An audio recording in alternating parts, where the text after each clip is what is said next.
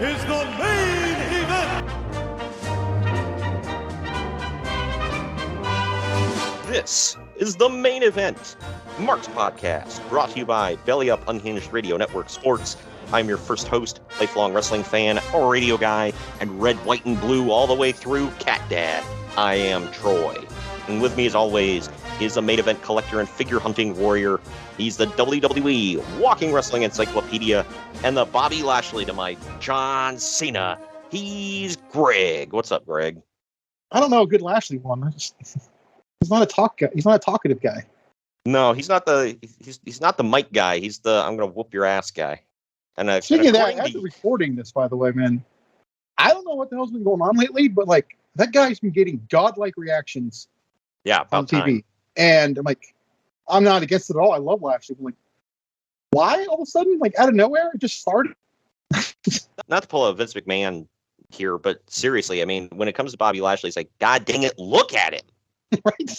Like, and it's not even just like the fact that he's gigantic and, you know, muscly and whatever. But it's like, he's a big dude, a good looking dude. He's agile. He's good in the ring. He's got a badass theme song that basically screams, I'm coming to whoop your ass. Like, I mean, what's not to like about this dude? And I like. We know he's a legitimate badass. He's fought like in Bellator. I don't know what that's really saying because Bellator, but he did fight. And he's a former Army Ranger. So, I mean, the dude's like bad freaking ass, man. He's literally whooped ass everywhere he's ever been. So, good for him, dude. And I just think it's about damn time he's getting his kudos. I know. It's like better late than never, I guess. But yeah, I'm liking the way he is now. But at the same time, I watched back this show we're about to talk about, Great American Bash 2007, and I was like, man, I love his current theme and entrance or whatever. But that was such an awesome theme song he had back then. Yeah, I remember when it debuted the night because we were there, and I thought, from all the crowd going nuts, I thought it was Linkin Park. Well, at least Mike Shinoda. Yeah, I know he had the instrumental of it, whatever, for a while. This song back during this time, and then he comes out with this "Hell Will Be Calling Your Name," and I was like, man, that's so badass. And then he ends up leaving like not too long after he got the theme. I want to say it's like 3 weeks after. Yeah, and I'm like, man. Like, I mean, obviously this isn't the sad part about it, but you know, when Eddie Guerrero passed, I'm like, man, and it literally took them like a decade and a half, I think, to release the full version of Gangster Lane. I'm like, yeah, I know. Everyone was calling for that for years, man. And I'm like, why is that an MVP's theme? He left before they released the full version of that before. Ballin'. And lo and behold, he's using it again. Oh, he went back to VIP Ballin'? Nice. Yeah, so it came back. Nice. Yeah, I always loved that song. I like the one he used in TNA for a while, but yeah, VIP Ballin' was always great. MVP, by the way, also on the show, jerking the curtain here. So MVP, little known story here. Had he not been in the show, he could have died. We'll get to that. Oh, was this the time they found his heart issue? Yeah, wow. They did physicals backstage before this. They said if he wasn't on the show, he wouldn't have been tested, and if he wasn't tested, he could have died. Man, and around this time, crazy. Obviously, there's big thing that we're definitely going to talk about on this one, and we're going to talk about it again in a few weeks, unfortunately. But this was a bad time for wrestler deaths, man. Eddie had passed away not too far off in the distant past from this time, and then we just had the Chris Benoit tragedy, and that was, man. Needless to say, and we're going to talk about it, but wrestling was in the crosshairs of media and politicians and a lot of people right here, mostly because of the Chris Benoit thing. And I shouldn't say wrestling as a whole. I mean, it kind of was, but specifically WWE. As always. Yeah. Anytime we talked about it, even when WCW was the top company in the world, it was still, everything fell on WWF. in the 90s. I specifically remember in the 90s when that kid killed his sister doing a pile drive or something. Maybe people blame WWE. Yeah, right. We actually covered that story. Don't ask me what podcast it was. It was like over a year ago. But if you dig through our archives, you can find us talking about it. Just look up the date it happened and then plug that into whatever show that's close to. It was back in the late 90s. The only one that I thought was funny, because nobody got hurt in this one. It was just stupid. But, people made a big deal out of it, was some young kid, single-digit age, was left alone with his baby sister, and he spray painted NWO on her. That's messed up. Yeah, my whole thing about it was like, okay, somebody, you could have hurt the baby. Obviously, you don't spray paint the baby, but like, my question was like, how long did you leave this kid alone where he was able to find the spray paint, get the spray paint, and then spray paint NWO on the baby the whole time? You had no idea. You're just like, oh well, Virgil's been here. Well, you know the old saying, somebody gives a chimp a gun, the chimp shoots somebody, you don't blame the chimp. Yeah, just saying. Yep. Well, either way, we are going to cover this is the first time we ever covered a WWE version of Great American Bash. Nobody was killed on the kayfabe killed on this show, because we discussed it before. There was the one, was it the previous year before this that Paul Bearer got killed? No, that was 3 years prior. Okay. And I want to say there was another one where somebody... I don't like the fact that we got to preface this by saying, hey, nobody was killed on this. Yeah, right. I swear there was another one where somebody kayfabe died on Great American Bash. I could be wrong. I know the Paul Bearer one. Or should ironically, the Great American Bash died a slow death itself and came back, but I just don't know which one you're talking about. Yeah, right. There was only one more Great American Bash after this in 2008, and then after that it becomes The Bash for the like very 1 first year. PG pay-per-view ever. Yeah. Yeah. So Batista was outspokenly happy about that. As of recording, there was a Great American Bash last night that was pretty damn good. Yeah, somebody to put quote Keith Slater, it was pretty damn cool, man. Oh, somebody put the champ through a picnic table, man. We hadn't seen that since DDP and Randy Savage. Which, was that the American Bash too? Yeah. Oh my God! Yeah, why? Now in the archives, everybody go back and listen. We covered Great American Bash. Great American Bash. Someone's got to go through a picnic table. Yeah, Great American Good Bash, Lord. 1997. Go back, listen. It's in the archives. We talk about DDP and Randy Savage. It was just an accidental stumbling upon that, dude. I really didn't even realize that. Yep, I wouldn't have put two and two together unless we literally watched the show like, I don't know, 3-4 weeks ago. So go check it out. It's in the June archives. But we got some news and notes to cover. Unfortunately, none of it is fun. They're going to be bad. I know they are. Yeah, there are a couple stories that are a little less dark, but it's mainly a smattering of in comparison. Dark. Yeah, right. Well, yeah, that's not good either. Right. Holy crap! There's no good news here in any of this. Okay, I'm just gonna say that right now. It's big stuff. Damn. Yeah. Last week was our Kicks and Giggles show. Yeah. Yeah. This show is more serious, stuff, whatever. It's like an emo teenager kid's bedroom, okay? It's just various shades of black. No, nothing. Okay. Anyway, All right. Or like walking through a Hot Topic. It's just all dark and depressing. All right. So yeah, they don't even have wrestling shirts anymore. So you're right. Yeah, right. It's like what the hell am I gonna buy in there? A freaking anime T-shirt? I guess I could. I feel like in order to go in there, I have to like take a bath in holy water afterward. They don't even play like they used to. I don't know if you remember. Well, I mean, you should remember. You aged me right here. I swear to God, we're done. Well, when they first rose to prominence, I mean, like, I don't think I was a teenager yet, but like when you would walk past the store, you would just hear the death metal screams coming from Yeah, and everybody in there had like a ton of facial piercings, whatever. I mean, they still do, but it's a different look, bro. Now, but now, like you walk past, and on occasion you can hear like Justin Bieber and Katy Perry being played in there. I'm like, what is going on? What happened to our institutions, Greg? I don't know, but I've never heard that. Maybe it might be a Eastern thing. I don't know. I've been in quite a few, like not just in Ohio, like just throughout, and it's like they'll be playing, and yeah, they still play the emo and whatever music, but they also play a lot of stuff that I'm like, this is top 40 pop bull crap. Like, why is this being played in a Hot Topic? I might have to actually pull my criticism back. I haven't been in a Hot Topic in a long time, honestly. Now I'm thinking about it. So I walk through there occasionally just to see if they have anything, which they never do. But I went in there like maybe a year ago on our local one. They didn't have any wrestling shirts anymore. The lady told me to stop carrying them. So I was like, I'm probably not going to come in here anymore. Yeah, not really. A mutual friend of ours will go in there because they have lots of Dragon Ball Z stuff. So if I'm with him and he goes, I'll go. But it's not a store I'm seeking out anymore. Yeah, it's it's a lot of nerd crap in there. None of it wrestling related, unfortunately. But yeah, a lot of nerd crap. So, but either way, I guess we lost our any possible shot at a sponsorship deal with Hot Topic. But I can't be pinned. I'm out of holy water, so I'm good. I can't be pinned on TV. I have a deal with Hot Topic.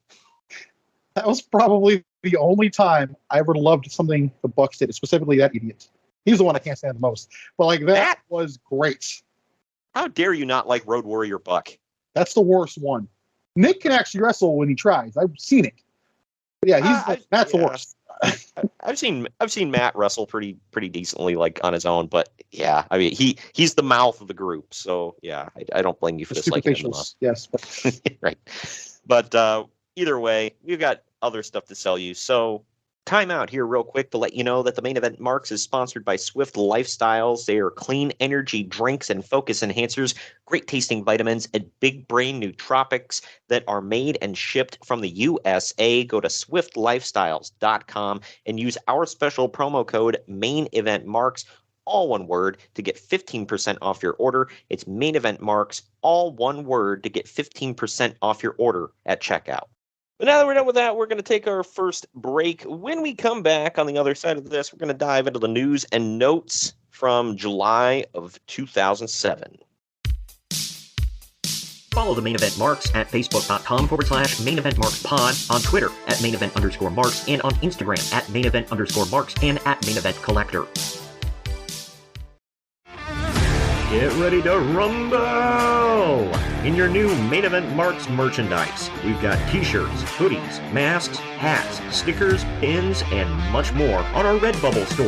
That's maineventmarks.redbubble.com. You can also pick up some awesome clothing items with the latest updated show graphics on our Bonfire store. That's bonfire.com/store/Main Event Marks. Support your favorite retro wrestling podcast and pick up some cool swag on our Bonfire and Redbubble stores. That's maineventmarks.redbubble.com and bonfire.com/store/Main Event Marks.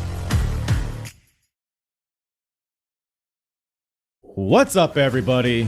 I am the hardest part of the ring, the host of the Apron Bump podcast. Ugh, another wrestling podcast. How many times can I listen to fans tell me who needs a push, who doesn't need a push, who brings Vince's coffee these days? Enough! The Apron Bump is about the journey. It's about nostalgia. It's about discovering new forms of wrestling to really tickle your pickle as a wrestling fan. The podcast brings you reviews of wrestling events all over the world, whether it's WWF, WWE, WCW, ECW. We even cover the golden eras of Ring of Honor, Progress, TNA, and more promotions in the future as well. New episodes every Wednesday. Bump Day, yeah? Go to apronbump.com or go to your favorite podcast platform or YouTube and subscribe today for the most diverse, fan-friendly wrestling podcast in the world. I'm Hard. The Main Event Marks are available wherever you get podcasts and on YouTube. Find all of our links on our link tree at linktr.ee/Main Event Marks. And we're back. Real quick, we want to let you know that the Main Event Marks is sponsored by Shock Energy. Shock Energy is a healthier alternative to traditional energy drinks that gives the energy that gamers need while in a long session without skimping on their health. Their products come in a powder form and you mix them into water. You can either choose from green apple or watermelon. You can also try both if you get their sample kit.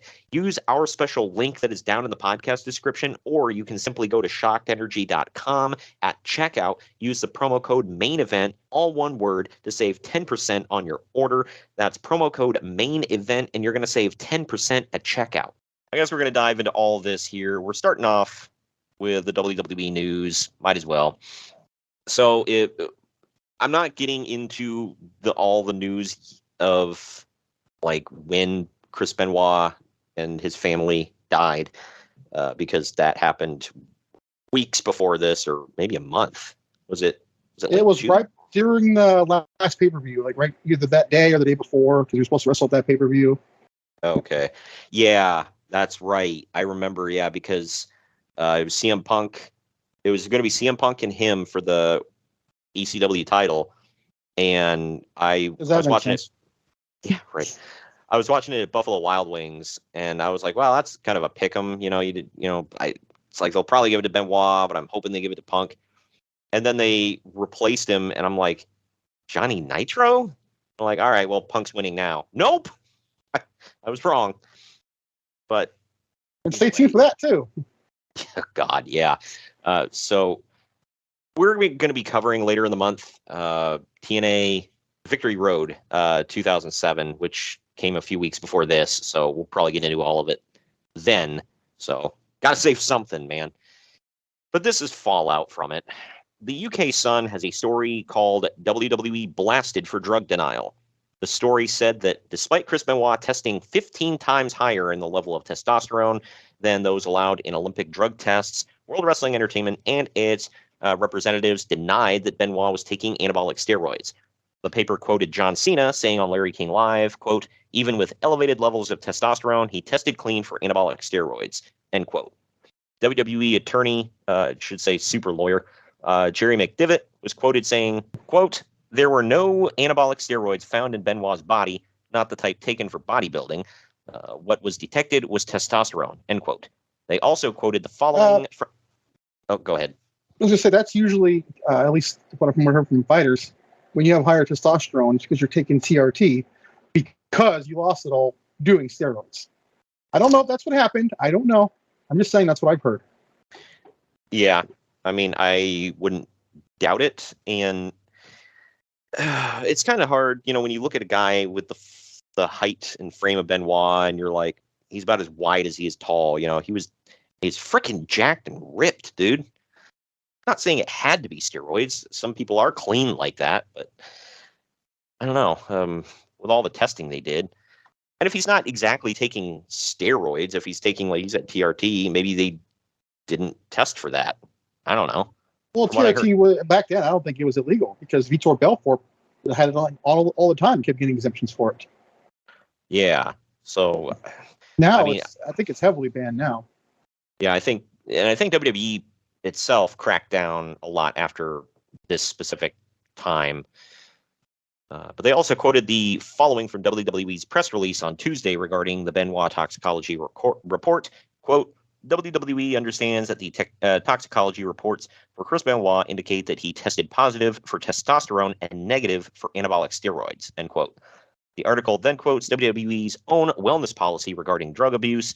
The excerpt states, quote, "The non-medical use of anabolic androgen steroids, AAS, which include and are based on the natural steroid testosterone, is prohibited," end quote. The article then goes on to quote several people pointing out the intellectual dishonesty of WWE's PR spin since the press conference earlier this week. He's not, if he didn't test positive for steroids, then he didn't test positive for steroids. Yeah, I want to know what the dishonest part is. You can't prove that it's dishonest.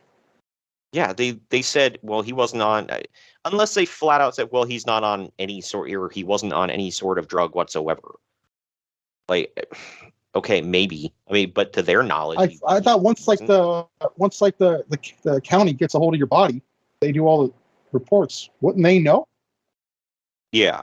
I mean, yeah. Well, that's what the WWE basically said they felt vindicated after that because they're like, yeah, see, they ran a toxicology report on him, no steroids. And then they're like, yeah, but he had elevated levels of testosterone. Okay. They said he wasn't on steroids. And apparently he wasn't. Going off of reports of what I've heard, he probably was doing them at some point. I'm not going to sit here and say he wasn't, because like I said, that TRT stuff is what you do when you wrecked your body from steroids. But it's very possible he was not using them at this point. He already used them, got jacked, and just kept his body going. Why is that hard to believe people? I know.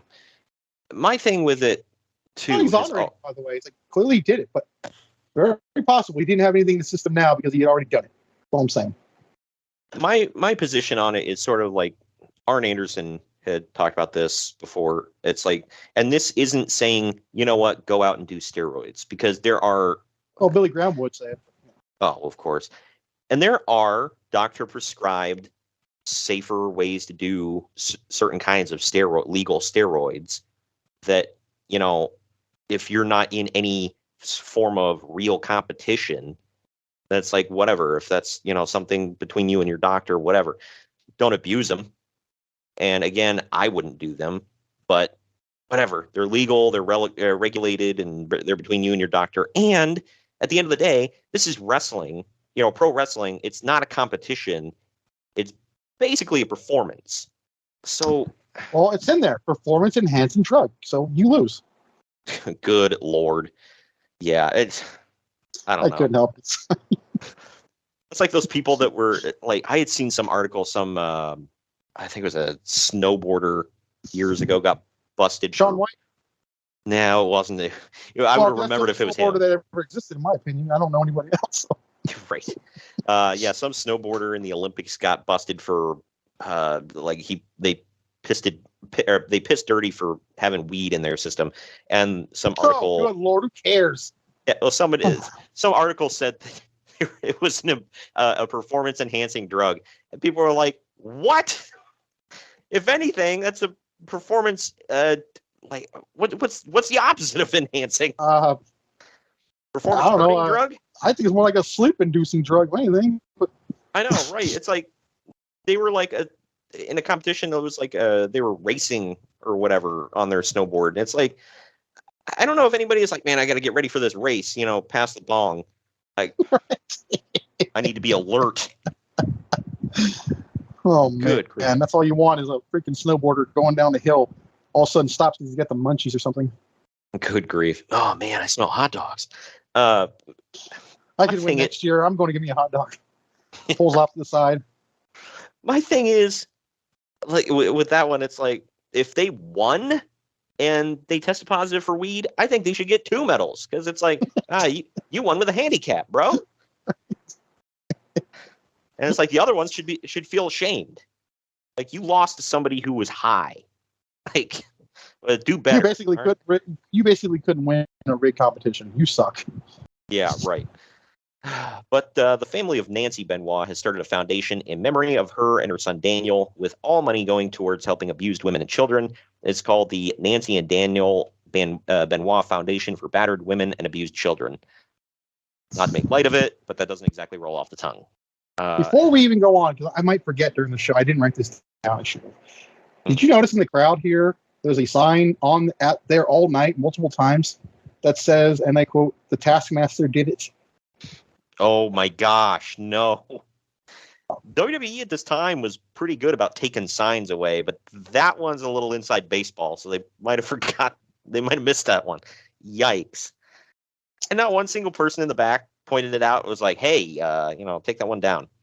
I mean, whatever. I will say that's a crappy conspiracy theory, weird crap that was come up with. Oh, well, Kevin Sullivan, who plays a devil worshiper on TV, he really, stuck in there and killed them all. Like, what? From Boston too. He's probably a hardcore Catholic. So, yeah, I don't know. It's like, have you seen Kevin Sullivan? I don't think he could overpower anybody and do that. Okay, like, yeah, especially at this time. But the latest WWE video game was almost complete when it was ordered to extract Chris Benoit from it. Oh, yeah. I forgot about this, but yeah.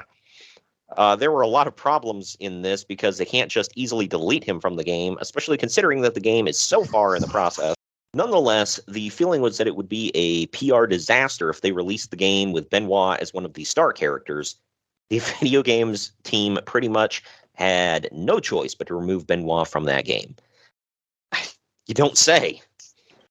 I look at it like from the video game side. It's like, well, if he was like in career mode and like stories and stuff like that, that's going to change a lot of that stuff. You know, I know. I feel like people didn't realize you don't just pull his model out. You can't choose him as a wrestler now. He's everywhere in the game, probably. Yeah, right. That's why people were laughing. Like, it was before the last game released, and it was like it seemed like every month they were like doing house cleaning, and they did remove a lot of characters from the last game. They were like, dude, the 2K team has me setting their hair on fire at this point. There's a lot in there though. In contrast, that are not there anymore. So it's like kind of both ways. Right. Yeah. Some of it at some point they had to have told WWE, they're like, look, F it. All right. Like they're in the game. I'm sure WWE didn't care that much. It was like, whatever, give them a, it's their final payday, basically. Well, and also, the game was up against the wall. It's like if it failed, they were going to go to EA. Right. And now they're not because it was a success. Yep. Yeah. And also, I gotta realize, I know this isn't something that he's thinking. I was like, if you're an AEW fan, there's a lot of people in this game that you can play as. So that AEW game, whether people want to admit it or not, is not happening for a while. So just enjoy it. Right.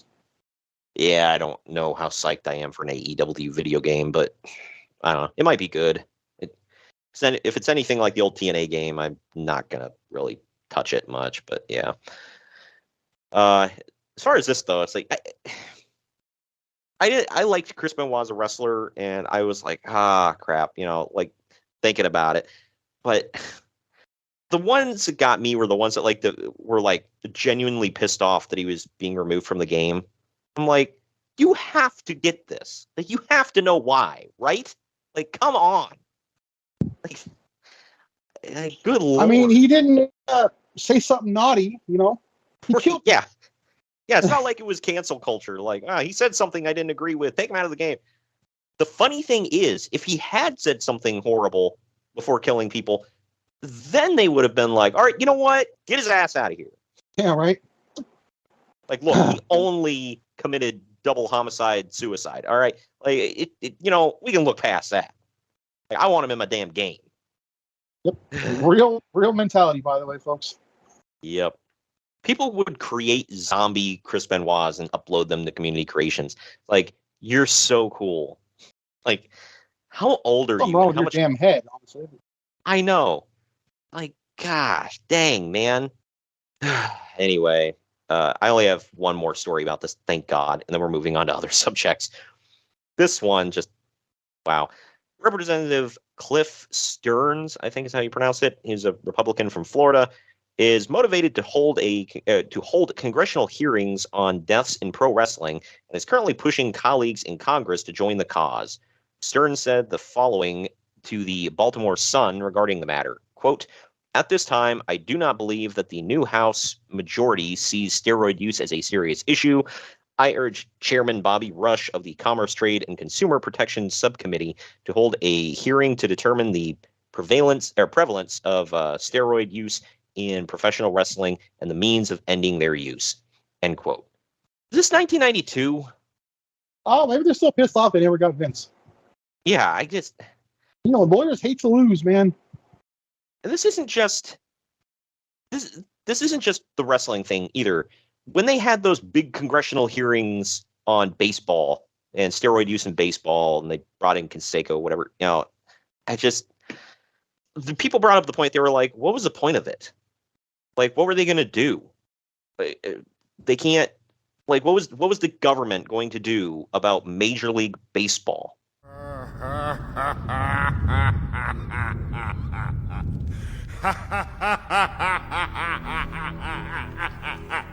You have no power here. I just shut it down. I don't know. Yeah, it's like... I never understood the end game of any of it. Yeah, it didn't make sense. It was like, Are you guys bored? There's not, anything more important, pressing issues in this entire effing country that we deal with on a daily basis. No, we've got to hold hearings. This one's even worse. We got to hold congressional hearings on professional wrestling. Bring Vince McMahon in here. Why? Yep. Lord. People's loved ones are dying over in Iraq in the middle of the war, but let's focus on baseball and steroids. Yeah, right. We live in clown world, Greg. I can't say it enough. Yep. It's funny though. It would have made more sense if like other teams' owners came out and tried to like hold hearings because like we think he cheated to win the World Series or whatever. That I would understand. I get that. But congressional hearings, what a waste of money. Right. With the Black Sox situation, did those go before Congress, or was that just like an internal MLB thing? I don't know if they were in Congress or not, but the guys all got banned from baseball and everything. I remember that. There's a good movie out there about it. I feel bad. I can't remember the damn name of the movie, but John. It was like 4 or 5, but yeah. Well, pretty good. The one I'm specifically thinking of has Charlie Sheen and John Cusack in it. Major League. And no, it is called 8 Men Out. Came out. Wait a minute. 8 Men Out. So one guy was saved. Yeah. It says 88. Wow. Okay, I didn't realize they were all that young back then. Okay. Yeah, so 8 Men Out was the movie. Had John Cusack was like the main guy. I guess he went along. He didn't go along with it. He was like the one member of the team. Oh, okay. And I don't know if that's historical. So he's the one man in. Got it. Yeah, right. I don't understand that he played Buck Weaver. Again, I would have to read up on some of this to know if it's actually, how much of it is accurate, whatever. But he got just lumped in with the rest of them because they all went along with it except for him, and so he got banned. But either way, say it ain't so, Joe. Say it ain't so. Wow. The San Jose Mercury News reports that, here's a good one for you. The San Jose mayor, Chuck Reed, will not be attending the Great American Bash pay-per-view in San Jose, and that he will be discouraging his kids from watching wrestling due to the ongoing drug problems in the industry. I'm pretty sure the show was sold out. Yeah. So, you and your children will be sorely missed at this event, Chuck Reed. I feel like I know his name from somewhere else. Well, I sure hope he was discouraging his children from watching any Hollywood movie ever because of the prevalent drug use in Hollywood as well. So, oh wait, no, it was just this. Oh well, okay. It's good to know he has double standards. But I hate to say it like this, but seriously, that's a bad segue because of who we're talking about here in this next story. But Joanie Laurer, better known as Chyna, will be appearing on the Nancy Grace Show on CNN Headline News on Tuesday. It's nice to know we're talking about two women in this sentence, and the worst one is not Joanie Laurer. Chyna will be speaking out on the drug use and deaths in wrestling in the wrestling industry. However, keep one thing in mind: Chyna has been out of the wrestling business for 5 years, and in 5 years, many things could have changed, and they did. Anytime I hear somebody speaking on Nancy Grace, I tune the F out. I don't know who that is. I do not wish to be educated. I don't care. Yeah, I just know that she hates wrestling apparently because she's like went on and on about drug use and wrestling on that stupid effing show of hers, and she had a list. She was talking about wrestlers who have died from drug abuse, and on this list of wrestlers, she had Owen Hart's name. Oh, clearly some interns did their work then. Yeah, and like everybody called her ass out on it, whatever, and she's like, well, it was just a list of wrestlers who had died young. And it's like, you literally were talking about drug use. So anybody who doesn't know who the hell Owen Hart is now thinks, oh, well, he's another one that, OD'd or something. For God's sake. Either way, getting into something a little less frustrating with WWE here, or anything related with WWE. Court Bauer left WWE's creative team last week. Oh, good Lord. Bauer has been recently working on the SmackDown creative team based on what is known right now. When Dusty Rhodes, baby, was moved over to working for the ECW brand, because that makes sense. Bauer and Michael Hayes were said to have disagreed a lot creatively. As a result of being frustrated for some time, Bauer made the decision to give his notice, and he finished up with the company last week. Bauer went on to be the owner of Major League Wrestling and MLW Radio. For anybody out there that doesn't know. So I don't know personally. Obviously, I don't know what the hell goes on backstage. I don't pretend to know. But I know Michael Hayes has his core group of friends, like, Bruce Pritchard and Jim Cornette, whatever, that are supportive of him. I've heard he gets into a lot of disagreements with a lot of other people backstage. There was another one they said had left around this time because he didn't get along with Michael Hayes, and yeah, I don't know. Yeah, X-Pac is like half his size, and somehow I don't think he fears him. I will never not love that story of him just chopping off his ponytail and then hanging it up on the corkboard at TV. It's kind of a a-hole move, but whatever. As things stand right now, Rey Mysterio is scheduled to make his return at this Tuesday's SmackDown taping in Fresno, California. He was happy with how the test run on his knee went during the Mexico tour 2 weeks ago. His cardio wasn't up to snuff yet, but he figures that 2 more weeks of training, he'll be ready to return to the ring full time. Rey asked to work a program with Chavo Guerrero. Which made sense because Chavo put him out. Right. And does he come back? I think so. Yeah. Okay. What's weird is he's on the poster for this event. Did you notice that? I did. I'm trying to remember when he was taken out. Yeah. Part of me wants to say No Mercy 2006. Yeah. And I Quit match. Or was it on SmackDown? Oh, crap. We had covered a show recently. I want to say we did No Mercy 06. Yeah, we did. That's right. I think it was that one. Okay, yeah, because there was one he had like a Falls Count Anywhere match or whatever the hell with Chavo. Yeah, was that when Chavo beat the hell out of his knee when he was hanging upside down on the scaffold? Yes. I think that was when he got taken out. Yeah. I'm pretty sure that was it. Right. He had to go get surgery on that. I guess his knee was effed up pretty bad after that, or well, before that. But still. Fast forward to 2002, he looks like he's never been better. Yeah, crazy. Right. Well, stuff like that, like because they ask people about that. Like I think Tom Brady had taught you when they were asking him about like why he doesn't get injured so much, and he said it's a lot of like it's not weightlifting, it's more of like stretching and crap like that. It's hiring a great offensive line. Oh well, that helps. Yeah, that does help a lot. But yeah, I mean, you look at people like Tom Brady's never been built. I mean, he's in good shape, but he's not built. He just takes care of himself and he stretches a lot and he's in good shape.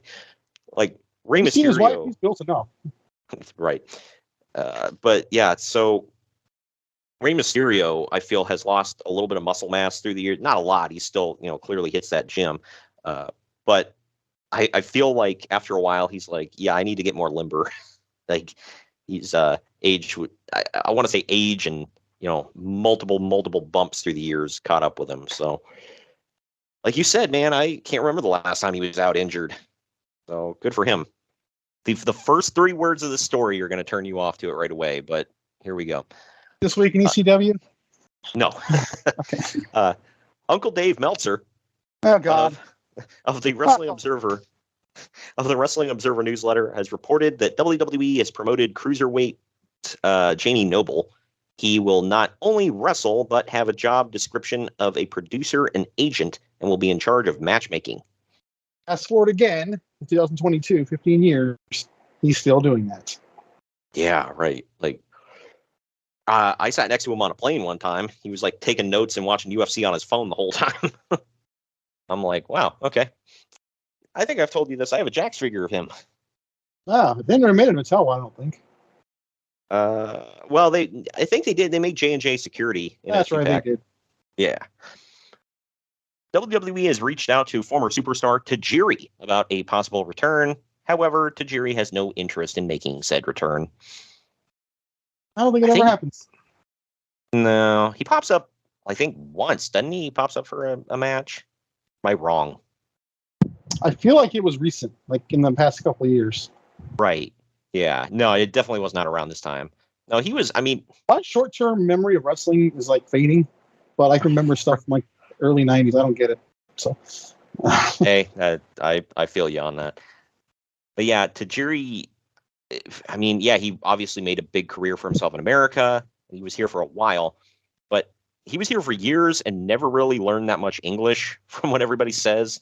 Like William Regal and Cactus Jack all basically said, like, I guess Cactus Jack almost had to like babysit him in ECW because he was like, well, he didn't really speak English, so he's like, I had to translate like everything for him. It's like, yeah, he wants such and such. But let's see him wrestle. I don't think he really needed to speak English. He was good. So yeah, right. I have a Jack figure of him as well. I feel like you haven't said that in a while. Yeah, getting it in on this one. Well, Hogan Knows Best, season 4. No. You Hogan said knows, Bell. wow. Hogan Knows Best season 4 will debut tomorrow on VH1. Well, tomorrow from the event we're talking about. This season is based around the marital problems between Hulk and Linda. Wonder where that's going to go, Greg. Oh, man, my ass is staying tuned, man. Yeah, right. That they're about to split up, and This was one of those periods where I believe every single MTV quote unquote reality show, if it had a couple in it, it ended with them divorced. good Lord. Oh. Yeah. And then, as we mentioned Like Nick before, Lachey and Jessica Simpson, they got divorced, didn't they? And there's Oh, yeah, others that's right. too. So, yeah. Yep. Just keep your ass off reality TV. I use that quote loosely still. And then there was I think it was around this time. I don't know if you remember when, because the only reason I know about this is because it was on the same channel as SmackDown. When UPN was still a thing, Britney Spears and Kevin Federline had a quote unquote reality show. Well, this actually was a reality show. They literally filmed themselves for like, I don't know, months and months. And they like basically backed up a truck full of like videotapes to UPN and was like, here you go. And they got divorced too. Boom. Yeah, right. Like I didn't watch a second of it, but like everybody was trashing it at the time. They're like, okay, generally how it goes is people come to you and was like, they're like, hey, we think you're entertaining. We'll put you on TV. You don't generally record yourself for, a ton of time and then take said tapes into a studio and was like, hey, do you want to put this on TV? People are weird, man. Staying with reality TV, though, the Macho Man Randy Savage is 100% confirmed for the MTV show Surreal Life. Whatever happens. And he's thinking, I'm going to be on reality TV. Bonesaw is ready. I don't think it happens, right? I don't know. I don't remember when he dies. I know it's still years later. I know China's on there, though. I don't know if that's the season, though.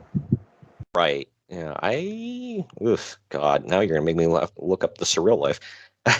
This is 07. Wait. This is the next season of Surreal Life. The last season I'm seeing is in 06. So maybe he was going to be on it, but then they canceled the show. Yeah, okay. Right. Hashtag plans changed. I think I remember seeing a clip of Vanilla Ice and some male porn star getting into a fight on there. Good Lord. Yeah, that's a real sentence, folks. God. Well, hey, man, maybe it's maybe Macho Man really was too sweet to be sour, and they just, they couldn't contain him. If it was only sour. Yeah. You can't control it. You can only hope to contain it. Oh, yeah. Yeah, in the Spider-Man movie, No Way Home, that just, like shattered box office expectations and everything. The one villain return that, I was really hoping for it didn't happen was, Bonesaw. How would that have happened? I know. They could have deep faked it. And also, he wasn't really a villain. He was just a thing in the competition. Yeah, I know. It kind of would have made no sense. It would have been out of place there. But I want it. Oh, Anyway. well then. Yeah, Let's do it. exactly. Former ECW Tag Team Champion. Oh, God, I forgot to put this story in here. This sucks. Oh, wow, this is reassuring.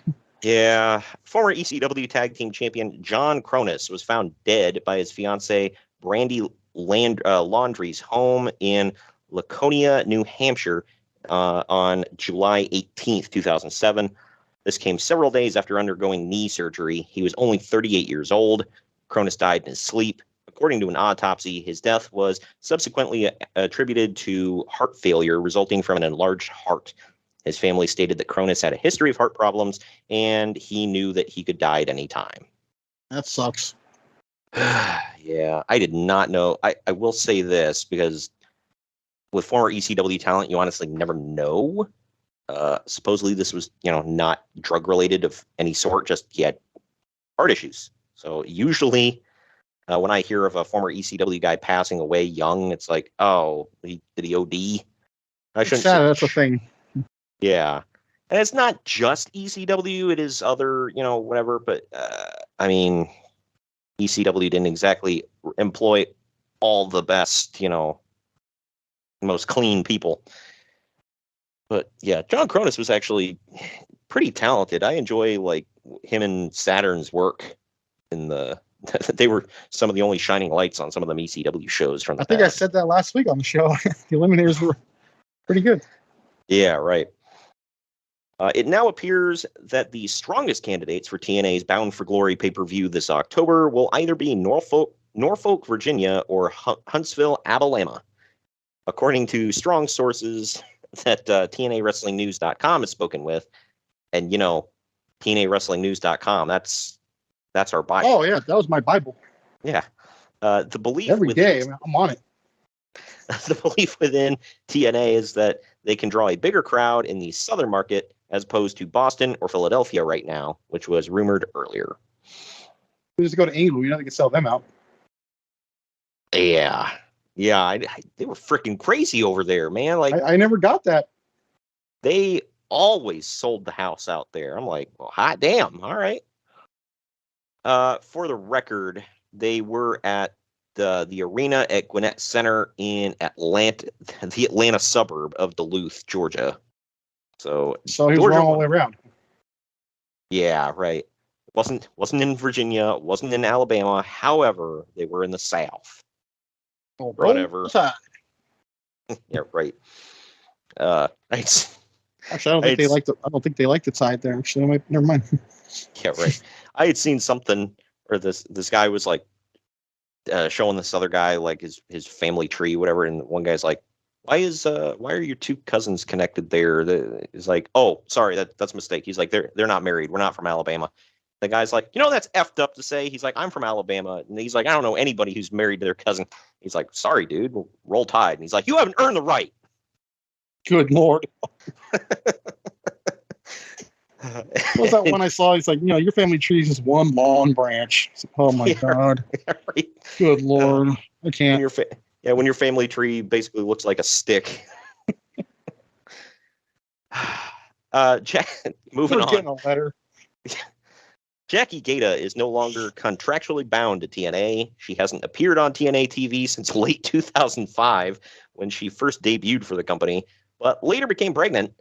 For those unaware, Gata is married to former WWE star Charlie Haas. Actually, I think, is he still in WWE at this time? I don't remember. 7? I think so. Yeah, I think so too. Either way, but yeah, so she hasn't been with the company since 2005. 2 years later, she's out of her contract. Okay. That's financial stability right there on their part, huh? Yeah, right. That's I hope were they paying her to sit at home and do nothing this whole time? Because If so, how do I get that gig? Yeah, right. It's like Jim Cornette talking about when Iron Sheik went to WCW and he sucked so bad that they regretted signing him, but he was under contract, so they just sent him home and paid him. And then they forgot he was under contract and it rolled over and they had to pay him more. Sheiky baby ain't stupid. Yeah, right. Well, and Cornette said, well, and at that point they were like, well, we're paying him. We might as well just make him wrestle. And then they brought him back, saw he still sucked, and sent him back home. Man, like that's a hell of a gig if you can get it, man. Conan's kidney donor was ruled compatible this past Thursday at UC San Diego Hospital. He is set to undergo the surgery on Monday. Damn, I didn't know he needed a kidney. I remember this. That fool's been through the ringer with injuries, man. No wonder he smoked so much weed. All right, he's just a walk. Yeah, right. Sucks. There has been reports that TNA wrestler Lance Hoyt has shown some interest in joining World Wrestling Entertainment. Hoyt claims that he can leave the TNA promotion with ease. He does. Sure. Yeah, he leaves them. Well, shoot, when does he leave them? Pretty close. I'm pretty sure he's in ECW at some point. Yeah, that's not until like what, 2009, 2010, something like that. At this point, they haven't even done Rock and Rave Infection yet. Who wants to get infected tonight? Damn straight. So he's got at least another year for his belt, I think. So whatever. I totally forgot until you brought that up. He is in a WWE video game as Vance Archer. He was intense, man. Yeah, right. And then and now everybody dies. So whatever. I'll never get somebody bringing a sign that said Lance or Vance Archer is intense, but they put IN space TENTS. Was that intentional? Was that intentional? If you really screw up. What the hell? That's worse than they're here, but they put the wrong there. God. The reason why TNA only sent feelers to Rikishi and Brian Christopher of Too Cool, you're going to love this story, about a Too Cool reformation was because they didn't want to be seen as signing just any WWE cast-off that they could. Oh, yes, because that would be horrible, and they totally never did that.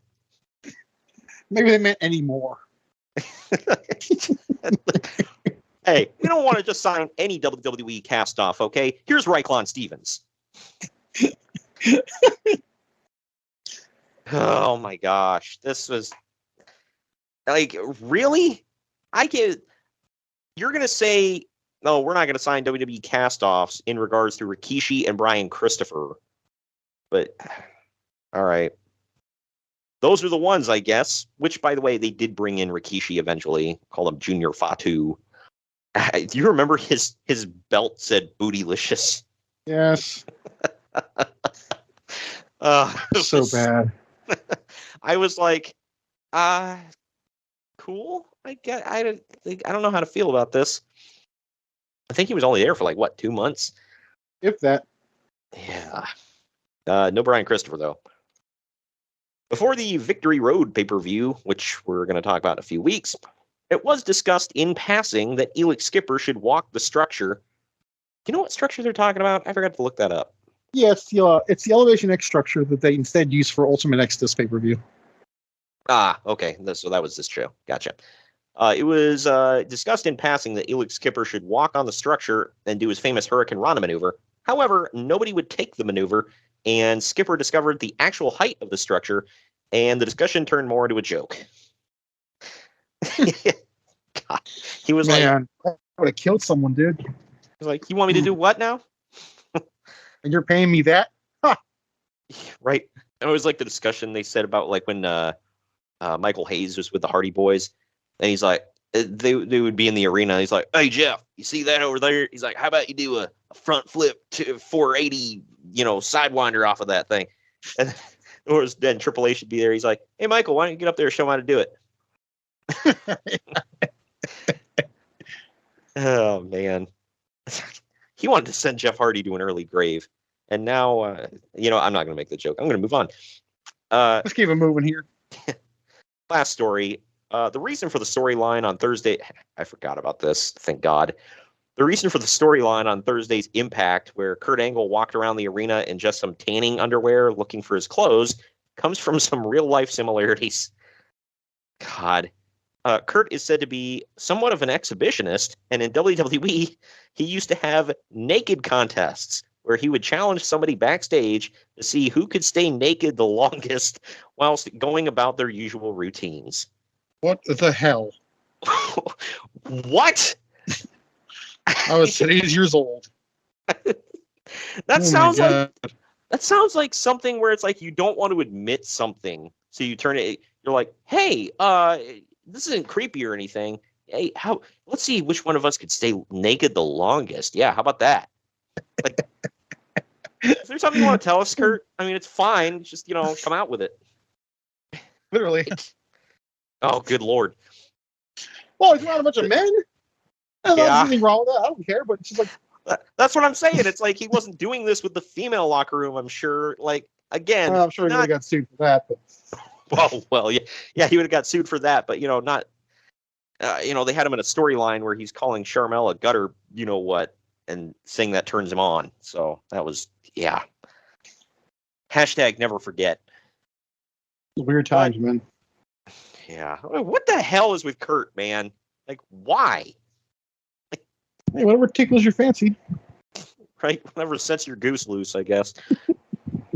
And he was letting it all loose here, I guess. But either way, we're gonna take our next break. I tried to end it on a higher note there, some levity. Sure. A lot of talk about death on this one. Might as well end it with naked men. But I thought we were gonna do a wrestling pay-per-view here. Did I miss something? Yeah. Well, we'll get into it. And that's actually what we're going to be talking about right after this break, right here. Follow the Main Event Marks at facebook.com/Main Event Marks Pod, on Twitter at Main Event _Marks, and on Instagram at Main Event _Marks and at Main Event Collector. This message is brought to you by Belly Up Sports. No, just kidding. This is not an NWO promo. This is just me, Kyle Sullivan, aka Shaggy Von Doom, the host of Here in Puckburg on the Belly Up Sports Podcast Network. I have a hockey podcast where we talk about hockey fandom and the love of the game and where that leads you in this game we call life. Why am I on Main Event Marks telling you about this? Well, what if I told you I had one half of the world's greatest tag team, otherwise known as the Main Event Marks, the one and only Greg, Superfly Greg. He was on, and he was talking about his love of the game. So you might want to come over and check that episode out. And if you like what you hear, you can check out the rest of our incredible episodes with our incredible hockey community, from PHF athletes, ESPN personalities, fathers of NHL players, and a whole lot more. Come by, follow the show, give a like, give a subscribe, and it'd be great to have you here in Puckburg. But enough about me. Let's get back to what you're really here for, the Main Event Marks, because they are the cream of the crop. Oh, yeah. Ooh, Chavo. The Main Event Marks are available wherever you get podcasts and on YouTube. Find all of our links on our link tree at linktr.ee/Main Event Marks. Ooh, Chavo. And we're back. And we're back. It's WWE Great American Bash. Yeah, I don't even know what we got to carry on here, people. I'm not laughing at the show, by the way. The show's actually pretty good. I'm laughing at the last news segment we just did. Yeah, I'm trying not to think about. Yeah, Last time. Okay. I'm just a naked Kurt. I'll make your eyes hurt. Anyway, I don't know, man. Some people might like it. You never know. Don't just assume. Some people might. I'm not some people, but whatever. I'm more of a naked John Cena fan myself. Oh, well, yeah. I mean, hey, anybody go back and watch that Peacemaker show. And then what's that other movie he did? The scene with Amy Schumer. Oh, the Trainwreck? Yeah. Oh, God, yeah. Anyway, this is Great American Bash 2007. Took place July 22nd, 2007 at the HP Pavilion in San Jose, California. CSAP Center. Oh, okay. Yeah, I was going to say better. We just called the Shark Tank. Yeah, I was going to say better known to Greg and company as the Shark Tank, or better known as the place where Greg got to pee next to Uncle Dave. Good Lord.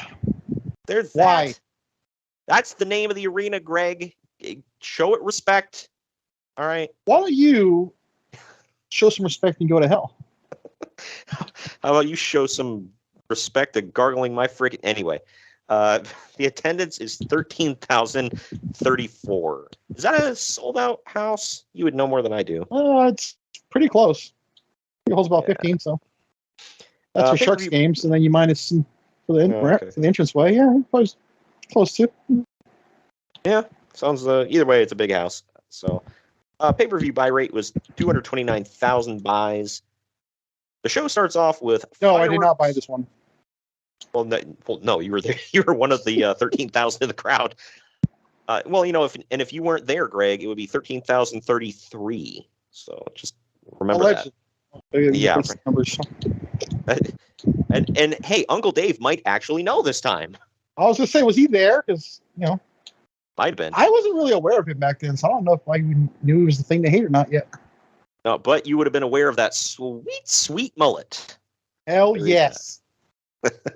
I don't know if he had it at this time. I'm just thinking. So the show starts off with... Good Lord. Show starts off with fireworks, the introduction of the 3 damn commentary teams, and then we get into it. I need to point out, though, that one of these commentary teams really only appears once. Literally for one match.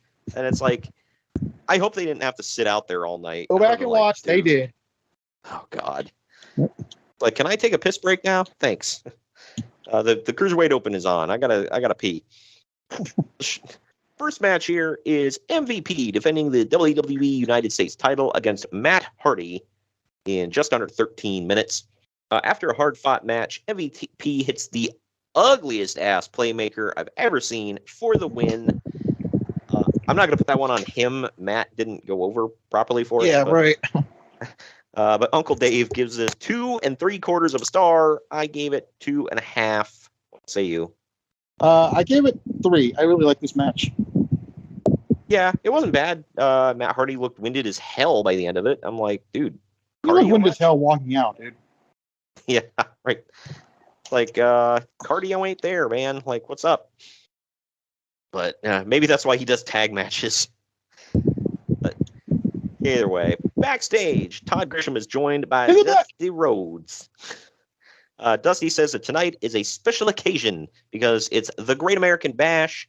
He tells us that the show and the Texas Bullrope match have his fingerprints and legacy all over them. Very true. Dusty then tells us that tonight is all... The ending of this promo, sorry, just... Oh, God, yeah. Dusty tells us that tonight is all about respect, which he's going to beat into Randy Orton. He ends up talking about being the bull of the woods and seeing all them cows out there, and then he moves into the camera. He literally goes moo. Yeah. It's just like, that one's not going to go down in the history of great Dusty Rhodes promos. Let's just say him mooing into the camera isn't up there with his hard times promo, to say the least. But hard times when you hear cow moo, when you got to slaughter it, make your own steak. That's hard times. Good Lord. Too much? I don't know. But up next, we have the Cruiserweight Open for the Cruiserweight title. The Cruiserweight Open is basically just a... There's 1, 2, 3, 4, 5, 6. It's a 6-pack challenge. And it goes about 7 minutes. You notice, by the way, everybody in this match, almost everybody, just about, was there for the death of WCW.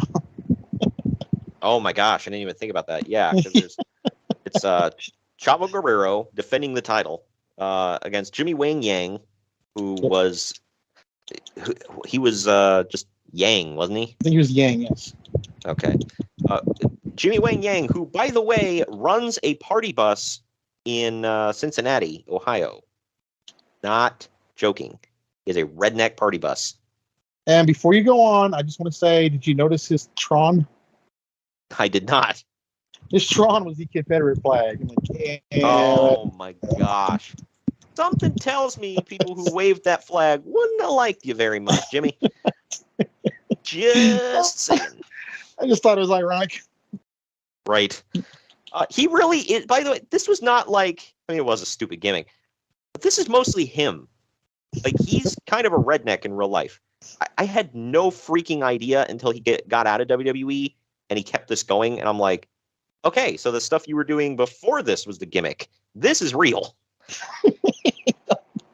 Like, all right. Oh man, the Young Dragons, which was more stereotypical than anything, was in fact a gimmick. It's not him.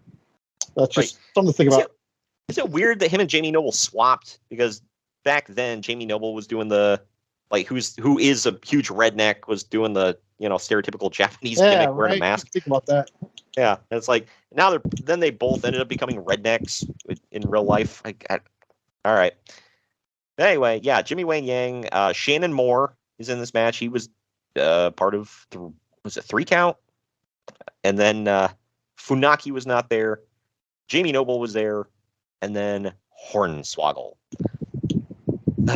And Hornswoggle isn't introduced, but Technically is. Well, right before the bell rings, Hornswoggle climbs out under the ring, runs through and slides through the ring as they're ringing the bell. So I guess the rule is as long as you're in the ring when the bell rings, then you're legal. I guess That's what JBL said, so I believe it. Yeah, it's Who might argue with wrestling god? Right. That rule is right up there with as long as you're the champion, you can make your own damn matches. Because that happens. I will give faint praise to this by saying this match isn't the worst thing I've ever seen. In the end, Jamie Noble gets taken down with a Tower of Doom spot. Hornswoggle hits the tadpole splash on him and wins. So there's that. Uncle Dave gave it 2 1/4 stars. I gave it dose. What say you? I gave it 2. I just remember laughing so hard when this happened.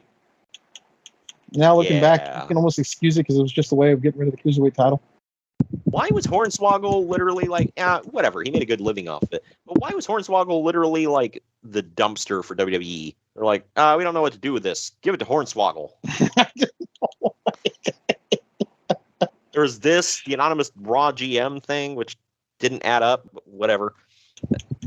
I like how I feel like, and people can argue with me on this one, but I feel like the anonymous Raw GM thing could have had legs to it. Like, it got annoying as all hell, but I feel like it could have had a cool conclusion to it. But they kept it going for so long, it was like that show Lost. They're like, crap, we don't know where to go. You know what? They're all dead. Hey, we're supposed to have a teaser to this? Wait, sorry, teaser. We're supposed to have an ending to this? It's right up there with the white Hummer. Like, hey, it hits people. All right, who cares who's driving? We'll figure it out later. Somebody's driving. You don't need to know. Yeah, right. Yeah, we'll figure it out when we get to it, or we won't. One of the whatever. But after the match, Hornswoggle celebrates like he just won a gold medal at the Olympics. With JBL's hat. Yeah, right. JBL and Michael Cole are flabbergasted. Like at first they're like, "What? No! No way!" And then like they start getting into it, and JBL's like, "You go, little dude." Oh man. Here's something to think about the history of that title. There's been a couple of women champions, a little person to be champion, and fat whatever the hell you want. I was just say whatever you want to call. What was his name? Oh God, Oklahoma. I can't think of. It was Oklahoma. I can't think it was Ed Ferrara. Ed Ferrara, yeah, that's it. That asshole. So that title's been passed around just to whoever wants it. Yeah, it's let's just say it's been treated not with the utmost respect. Anyway, I don't get why Cole keeps asking if Hornswoggle is even a cruiserweight. Like, what? There's not a minimum cutoff, bro. Like, I assume that's what he was getting at. Like, I mean, was he insulting him because he's a little bit on the thicker side, even for a little person? Because he kind of is, but he's not touching 205. I can tell you that. Yeah, that's what I'm thinking. I'm like, are you insinuating that he's over the weight limit? Like, and at the time, I don't know if you remember, the weight limit at the time was like 235. Because Matt Hardy had to, like, there was that whole storyline where he's like, I got to get down to 235. And they showed him, like, training all the time and Shannon Moore, like, working with him. I remember that. I just remember the number. I remember that. Yeah. I don't know why it always stuck with me, the 235 number. Is like, so do you not have enough people that are small enough so you just bump the number up? I don't That's know. a stupid number because I could reach a lot of the damn roster, dude. I know, right? I'm like, that covers a lot of ground. In fact, I'm pretty sure even in like his heyday, which sounds weird considering he's still kind of going, but even probably John Cena could have made 235. Yeah, perhaps. I know. Yeah, it covers a lot more people than would have given a damn. I don't know, but I didn't understand the argument. I was like, I assume you're saying, well, I don't know if he weighs enough. It's like Medusa was the champion. She wasn't hitting 235. Well, I realized it was a different company. The parts of her were. Oh God, not touching that one. Or those. I mean, oh, never mind. After the match, the We're just going Cruiserweights to agree to chase disagree on this one. Whatever. Move on. Let's keep moving. the Cruiserweights chase Hornswoggle under the ring, and then he slips out the other side and takes off to the back while they all pull their hair out. Wouldn't he grease himself up? Like, how did they not catch him? Actually, that's my first question. My second question is, if they caught him, what then? They're Kill gonna him beat the hell and out take of it? Yeah, it's like, were you going to murder him and steal it? Like, good Lord, man. Like, what's the end game here? Like, again. Well, they never I don't caught know. him, so you don't need to know. So just shut up and move on. I guess so. You're asking redundant questions here. Right.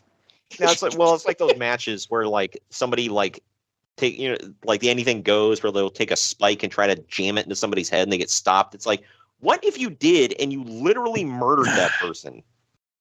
Then what? I say it every single time someone takes a weapon, whatever it may be, a chair, pipe, bat, whatever, and goes to swing on them and they hit the ring post instead. I'm like, that's literally attempted murder.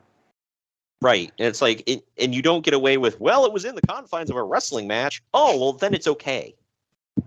Yeah, kind of like the custody battle for Jarrett and Angle. Remember? Yeah. Right. Well, like we talk about the one for Dominic between Eddie and Ray, right. Eddie and Ray, where it was like, well, you did have a wrestling match, so this holds up. Dominic, pack your bags. You're a Guerrero now. Okay. So says the court of law. Whatever. Either way, God. Speaking of things on polls, up next. Oh, good Lord. It is the Sandman versus Carlito. Words I never thought I would say. In a Singapore Kane on a pole match, goes for 5.5 minutes. Okay, can we first acknowledge or talk about why is this pole that's on a pole? Why is the Singapore Kane touching heaven? Did you notice this? It was This high. thing was like 50 crap. feet in the air. Still not as high as the Johnsonville silver dollars in a sock. Now in the archives, Bash of the Beach 96. Yeah, it was Bash of the Beach 96. That it wasn't. That's all the only history thing that making. pay-per-views remember for, though. Just so you know. Well, yeah, it was, like I said, man, it wasn't all history making. Clearly, that was the one. Anyway. Yeah, the first thing I noticed though is like, and it's not even vertical. It becomes like horizontal. So you got to climb even higher to get the damn thing. Right. Did you notice that? Yep. Luckily, the Sandman was mostly sober for this one, so he didn't get vertigo. God, this is dumb. I do have a Jack's figure of Carlito, by the way. I do not have one of the Sandman. Carlito They've starts. never made Mattels of either one, I don't think. Nope. Or no, they did with Carlito because I remember he was one of the first ones. They had a 2-pack of him and Primo. They were in their not tights. They were in pants. I wish I would have gotten it because it was like right before Carlito left. I never got it. That had to be 2010. That must have been early on. I wasn't even collecting figures yet. Yeah, right. Yeah, it was very, very early on. But Carlito starts by spitting his chewed up apple at the Sandman. And for once, a Sandman match has a tie-up. Like, I think that was new to him. I don't know. I was blown away. I'm like, what is going on? Nobody's bleeding yet. There's a tie-up. Also, can we talk about how Carlito's tights said the words "eat spit"? I forgot he used to wear those. Yeah. Like, cool. This was around the time. Spit. Yeah. This was around the era where WWE skirted those lines with things like John Cena had the Ruck Fools and Choke on My Nuts and whatever with the bag of peanuts. And Stone Cold had the F Fear, but the U was covered up by a skull. So it looked like it said Fock Fear. Yeah, it was good stuff, man. But I had that eventually... Nice. Sandman eventually is the first one to grab the cane, but Carlito instantly hits a backstabber, or backcracker, or whatever the hell they were calling it at this point, and gets the pinfall win, and the cane never comes into play. Not even after the heel wins, he doesn't take a few pot shots with it. I did not understand this. What was the damn point? We got to have something on a pole. Why? Just I don't for know. effects. I don't know. Yeah. Oh, this has to have a stipulation to it. Sure. Uncle Dave gave it a whole quarter of a star. I gave it 2 only because Sandman actually wrestled. What say you? I was gonna say I gave it 2, and I did have a comment here. Does this prove that Sandman was the best of the crap in that company, ECW? He was more near the top, or he could have been. I don't know. Yeah. I didn't hate this match. I thought I would. Right. Yeah. I mean, Sandman came to WWE and actually like wrestled a few times. I was very shocked. And keep in mind, when he came into WWE, I knew next to nothing about him. I'd heard of him, but I never really saw his work, quote unquote work. So I was like, Being loose those words. Okay. Yeah. All I knew was that he was an ECW legend, and I was like, oh, okay, whatever. He looks kind of cool, has a cool entrance. Yeah, all right. And he actually wrestled a handful of times, so I got into him. I was like, oh, cool. All of his moves are named after some kind of alcohol. Like, I thought that was funny. All right, the White Russian leg sweep. White Russian leg sweep, the Heineken Rana, the Rolling Rock. Yeah. So I'm like, okie dokie. I wonder if they were something Joey Styles just came up with. Yeah, Ray probably did. But anyway, up next, Todd Grisham is backstage with Randy Orton this time, and Todd asks Orton about his upcoming Texas Bullrope match. Orton says that he's glad that Dusty Rhodes is in a good mood because he is as well. He says that today is Shawn Michaels' birthday, but HBK doesn't remember that because Orton punted him in the head and concussed him. Orton says that he's going to do the same to Dusty. I forgot about him doing that to Shawn Michaels, so that was a reminder. He's still out. He's not coming back till October, I don't think. Oh, yeah. And up next, man, Candice Michelle defending the women's title against Melina. This was Before you even start, can we just say how all the way live they both were? Oh, well, yeah, of course. That goes without saying. This was pre-butterfly belt, but good Lord, it was in the same vein. It went just shy of 6.5 minutes. Look, we had a lot to look at in this one, but not one bit of it was wrestling. These two are obviously beautiful, but this sucked, and I feel offended by being subjected to it. At one point, Candice did a flying crossbody off the top, and JR literally compared it to Ricky the Dragon Steamboat, which had me reaching for the nearest sharp object for which to stab myself with. Candice ends this one with a jumping bulldog, which Jerry Lawler informs us is now known as the candy wrapper. Cool. Yeah. Uncle Dave and I both gave this. I didn't know about that till the next night, by the way, because I couldn't hear him. So. Right. Yeah. Well, Uncle Dave and I both gave this Uno star. What say you? Yeah, I gave it 1. It sucked.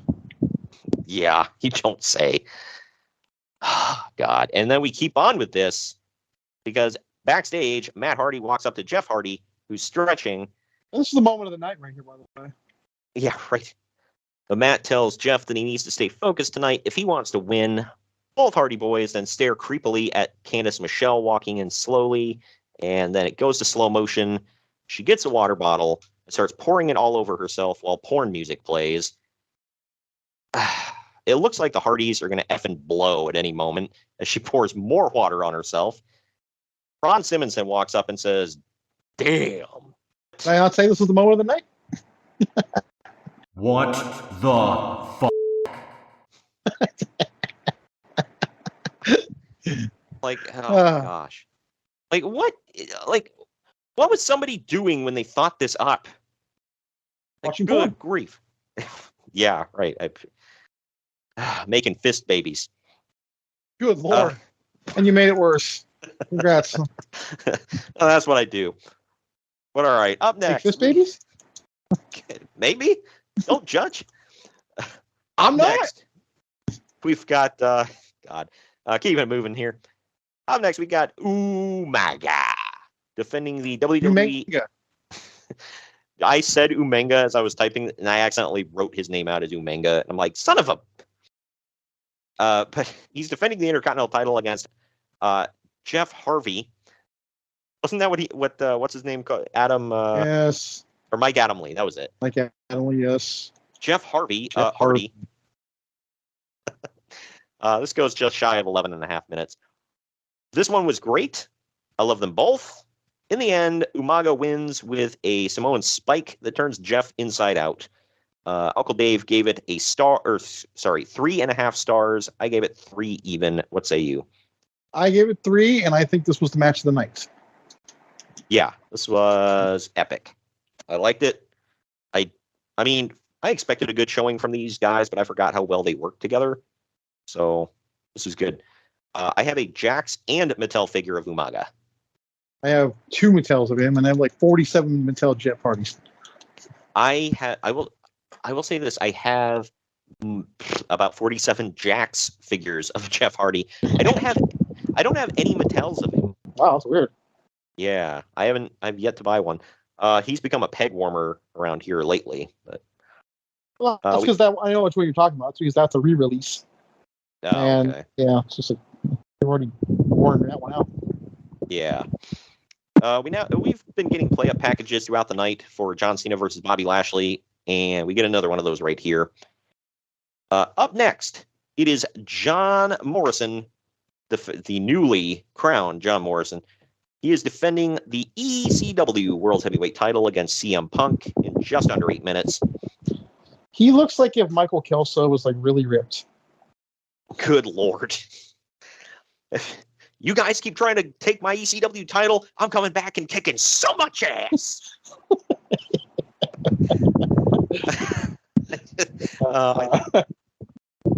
Melina, get in the van. Anyway. Wow. Sorry. Had to get a couple in. In the end, CM Punk dives off the top rope. Morrison catches him with a rib breaker and pins him to win. Ending. Yeah, this was a lame ending and made CM Punk look stupid. Uncle Dave gave it 2.5 stars. I gave it 3. Probably Holy more. hell.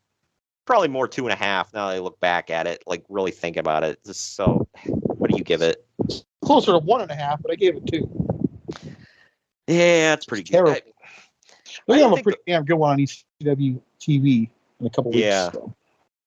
Anyway, up next, Randy Orton takes on Dusty Rhodes in a Texas Bullrope match that went just over 5.5 minutes. And in case you didn't know it, because they will tell you 47 times, Dusty Rhodes has had more Bullrope matches than Randy Orton's had matches. Yeah, that's man. Anyway, and this was not one of his best, but That's why I've been near the bottom of the worst section. Yeah, right. In the end, Dusty Rhodes misses an elbow drop, takes a cowbell to the face, and he's pinned by In Orton. the face. Uncle Dave gave it a star. I gave it 2. What say you? I'm right there with Dave, unfortunately. It sucked. Yep. Right there with him terrible. peeing. Probably. I mean, she went to the bathroom in this match. Wow. Yeah, it sucks. I like bullrope matches, but we've seen like great ones like JBL and Eddie Guerrero.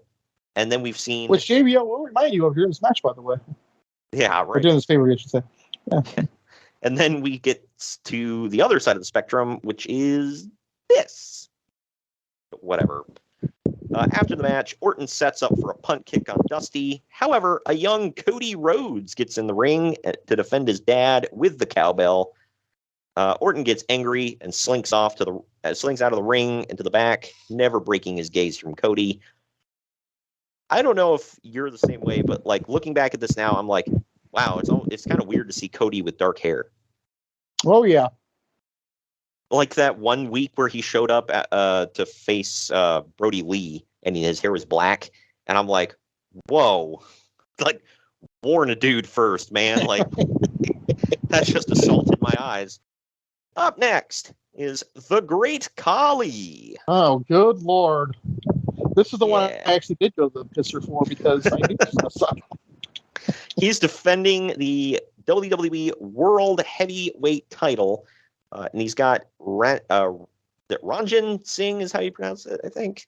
I think it's Ranjan. Ranjan, yeah. He's got him in his corner, and he's defending the title against Kane and Batista in a triple threat match. It goes about 10 minutes. Okay, a couple of things here. Number one, this was supposed to be Edge and Kane one-on-one. Yeah. Edge got hurt. There was no triple threats. Yeah. We need more star power, so call in Khali. Another thing I want to point out, by the way, I don't know if you caught this. When Khali wins the title, they clearly show him holding the title upside down. Yeah. And he does it again here. Did you catch that? I didn't see it this time. I saw it the first time. I remember that. I'm like, okay. Just what the F ever, dude. I will say this. It's kind of apropos, maybe he was like in distress, like, he flies upside down. God. Because it sure as hell was when he had the title. SmackDown was it, yeah. Which is funny because as we record right now, SmackDown's probably the best wrestling show on all of TV. Just ironic. Yeah, it's notoriously that. I feared the worst with this one. I really did, but it wasn't as bad as I thought it would be. All right, I got to get that out of the way now. Because Batista and Kane had the working boots on. Yeah, Not going to deny that. I think Khali maybe took a bump, maybe. In the end, Kane takes a Batista bomb before Great Khali pulls Batista off the pin. Khali then hits his double choke bomb on Kane and pins him to retain the world title. This was just a giant hoss match. Uncle Dave gave it a star.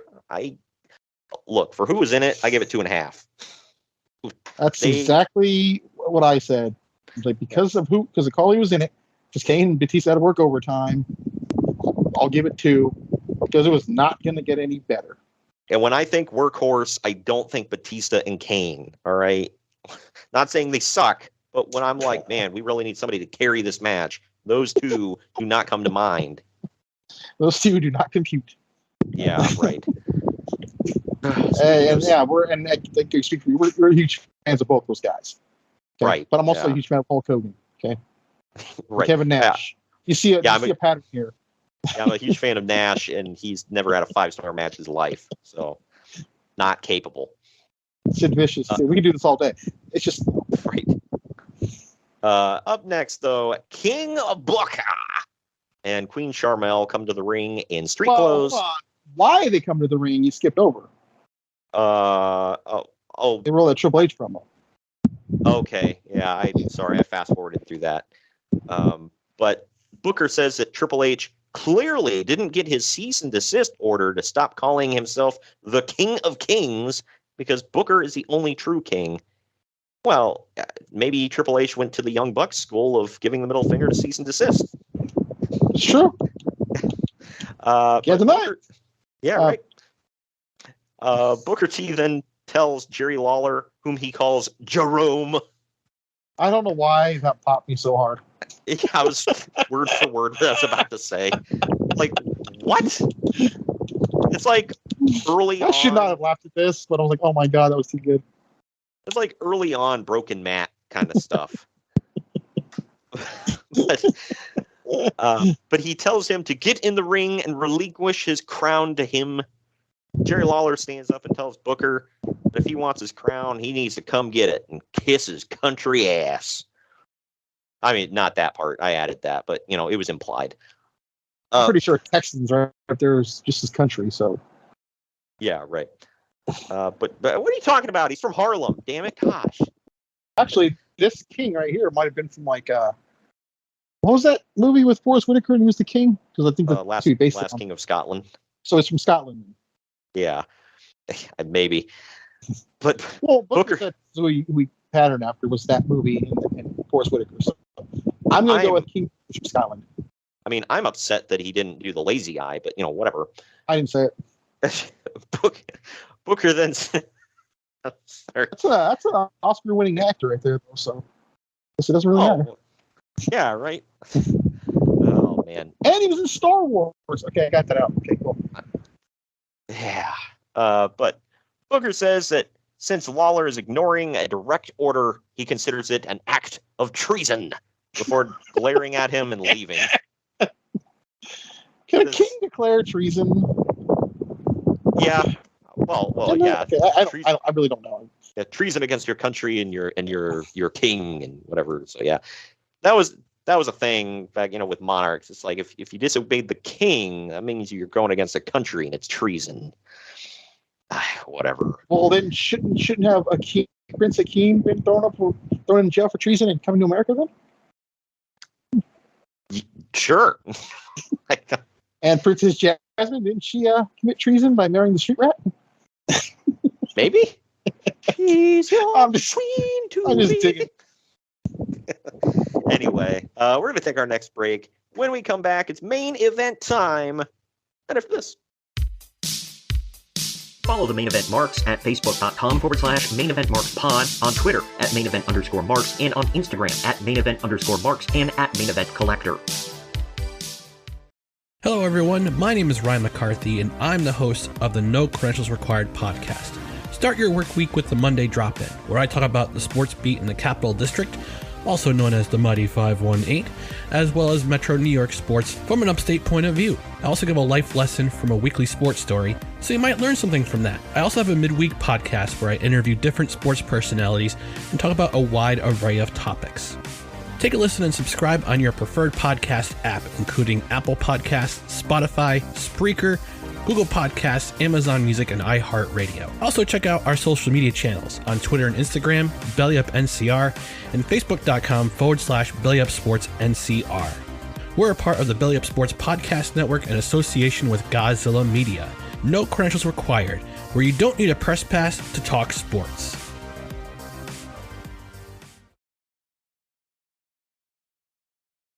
Hey gang, it's Commissioner Cooper of TSS Fantasy. We are the fantasy show of the people. Expert fantasy advice, free contests, leading expert medical and legal analysis, and most importantly, you. Interact with us on all social media platforms or check us out at tssfantasy.com. You can hear us on Spotify, Apple and Google Podcasts, iHeartRadio, and many more. Check out the fun today and be a part of the most interactive fantasy show around. TSS Fantasy, the fantasy show of the people. The Main Event Marks are available wherever you get podcasts and on YouTube. Find all of our links on our link tree at linktr.ee/Main Event Marks. And we're back. We're back. It's John Cena defending the WWE title against Bobby Lashley in about 15 minutes. Or as Pat McAfee would call him, Bob Lashley. Good grief. I saw a video recently of him and Michael Cole losing their effing minds when Liv Morgan cashed in. Yep. That's currently trending on Twitter as we record. Pat McAfee's very SmackDown proud, by the way, so he was like really excited that she's coming to SmackDown. Nice. But we get smatterings of Cena sucks chants in this one. Not too bad. Lashley gets busted open hard way on top of his head, but it's not a bad cut. Doesn't bleed a lot. The match finally ends when John Cena hits the FU, he's still calling it that at this point, off the middle rope and pins Lashley. Uncle Dave gave this 4 stars. I gave it 3.5, maybe just 3. Let's say you. I was on the fence between 3 and 4. I think I ended up saying 3. Yeah, I mean it was good. I think that it would have been the match tonight probably if Hardy and Umaga hadn't happened. Yeah, it was a good match. I was like, really? Dave gave this 4 stars? I didn't think he'd like it that much, but whatever. Either way, after the match, Bobby Lashley extends a hand to Juan Cena, and he shakes it, and that's that, to end the Great American Bash. So after that, we're going to take our last break. When we come back, it's final ratings time, and we're telling you what's to come for the rest of the month here on the podcast. Follow the Main Event Marks at facebook.com/Main Event Marks Pod, on Twitter at Main Event _Marks, and on Instagram at Main Event _Marks and at Main Event Collector.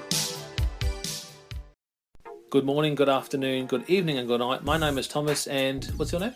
I'm Alan. Alan. Oh, yeah. We're brothers. That's right. Yeah. Same mother and father. Your room was... We shared the room. Shared a room. We shared the room. Thought I knew your face. Yeah, we go way back, mate. Yeah. We should do a podcast then. We have. We do a podcast. We do a podcast. What's it called? The Broadcast. Yeah, that was planned. Yeah.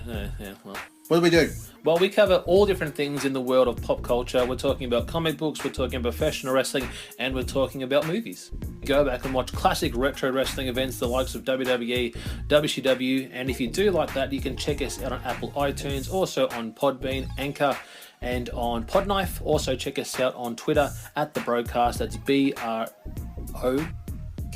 Nearly stuffed up the ending. No, it's all right. Good on you. Yeah. Instagram also at The Broadcast Podcast. Remember, we don't spell it with a C.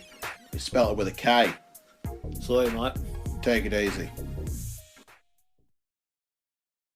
Ooh, Chavo. The Main Event Marks are available wherever you get podcasts and on YouTube. Find all of our links on our link tree at linktr.ee/Main Event Marks. Ooh, Chavo. And we're back. We're back. Final ratings time here. Internet Movie Database gave it 6 out of 10. CageMatch.net gave it 5.36 out of 10. I gave it 6.5 out of 10 for D. What say you? I thought it was a solid C+. Yeah, I mean, there was stuff on the show that kept me interested. I didn't think it sucked. Just match quality wise, going through the card, it's like there were only a couple matches that were, really good. The rest of them were like, whatever. I just imagine how bad this would have been if it was a brand exclusive pay-per-view, which they'd ended a few months prior. Oh man, yeah, they were I remember they were scraping the bottom of the barrel with a few of them after a while. It's like, why is this match on this show? Oh yeah, because you needed to fill the card. Yeah, I was at No Way Out 4. It's the only brand exclusive I believe I was ever at. But, oh wow. Yeah, obviously it's remember one thing, which was great, but the undercard, yeah, that's not very much. Right. Yeah. So these were good now that they're back together. So yeah, 07 wasn't like amazing for WWE, but it wasn't horrible. Definitely wasn't their worst. But either way, that is that. Next week, ladies and gents, is double main event week, and we're bringing you some WCW. It's a two-punch of WCW. First on July. There might be a good one in there. Yeah, it might be. Next Wednesday on July 20th, we're covering more WCW in the year 1997 as we cover Bash at the Beach 1997. That one has Dennis Rodman in the main event, so get ready for that. I believe it's one of the most purchased pay-per-views in history of WCW too. Wow. Can't hate on him at that point, man. I mean, they got Rodman in the main event and, drawn in them numbers. But that is coming up next Wednesday. Next Friday for the bonus show, throw me a freaking bonus. It's WCW Nitro from July 6th, 1998. That is the night Bill Goldberg wins the WCW title and becomes a double champion. The last world champion to ever beat Vince McMahon in the ratings. Yeah. And he's still relevant to this day. Think about that. This was in 98, man. We'll see how things change from 97 to 98. Some definite differences, I'll say that. That does it, man. I hope you all enjoyed this one. If you didn't hear last week, we covered ECW's Heatwave 1995, Rage in the Cage. So because we hate you. Yeah. Hey, I thought the podcast super fun. The show itself. I'm not remarking on the podcast itself. I'm remarking on the show we watched. Right. Yeah. No, that one sucked. Well, I think I think in that respect, you can say we hate ourselves because we watched it. But, Yeah. Troy deserves a feature ass whipping for making me watch this, by the way. I got to pay him back at some point. oh, I'm sure you'll pick a crap show at some point, and it's Have like, I yet? oh, thanks, Greg. Maybe? I don't remember. Well, the fact you got to think means I'm doing pretty well. I got to think about it. All right. Well, either way, thanks for joining me on this one today, Greg. Yep. And I hope everybody's done blowing stuff up already for July. Got that out of their system. Not here. Yes. It's going off last night.